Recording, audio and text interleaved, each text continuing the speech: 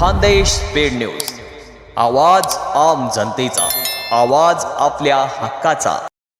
तालुका कृषी निविष्ठा विक्रेत्यांची खरीप पूर्व नियोजन बैठक पंचायत समितीच्या सभागृहात संपन्न। खत वितरणाचे नियम काटेकोरपणे पाळावेत, विशाल मोटे। खरीप हंगामाच्या पार्श्वभूमीवर शेतकऱ्यांना वेळेवर व योग्य दरात खते उपलब्ध व्हावीत, यासाठी खत वितरण प्रक्रियेत कोणताही गैरप्रकार सहन केला जाणार नाही। कृषी निविष्ठा विक्रेत्यांनी नियमांचे काटेकोर पालन करून प्रशासनास सहकार्य करावे, असे स्पष्ट निर्देश शिरपूर तालुका कृषी विभागाचे गुणवत्ता नियंत्रक निरीक्षक विशाल मोटे यांनी दिले। शिरपूर पंचायत समिती सभागृहात तालुक्यातील कृषी निविष्ठा विक्रेत्यांची खरीप पूर्व नियोजन बैठक तसेच साथी पोर्टल हाताळणीबाबत प्रशिक्षण कार्यक्रम पार पडला। यावेळी मार्गदर्शन करताना मोटे बोलत होते। खत वितरणातील पारदर्शकता व शिस्त यावर भर देताना त्यांनी सांगितले की खते विक्री करताना ई-पॉस मशीनचा वापर बंधनकारक करण्यात आला आहे। तालुक्यासाठी उपलब्ध होणारा खत साठा हा तालुक्यातच विक्री करणे आवश्यक आहे।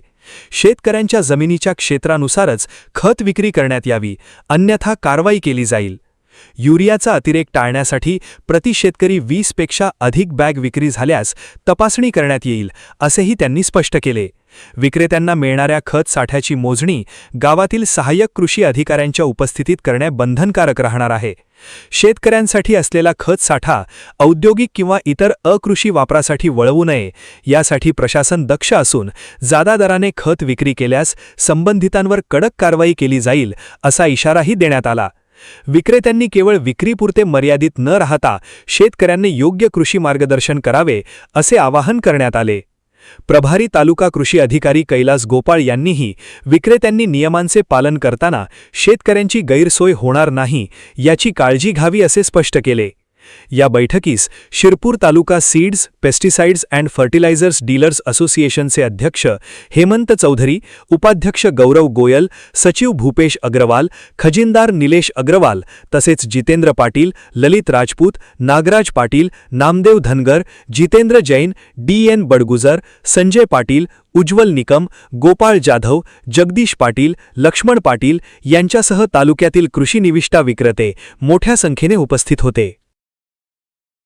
3-4 वर्षापासून ते आहे, त्यामध्ये कुठलीही दुरुस्ती करण्यात आलेली नाही।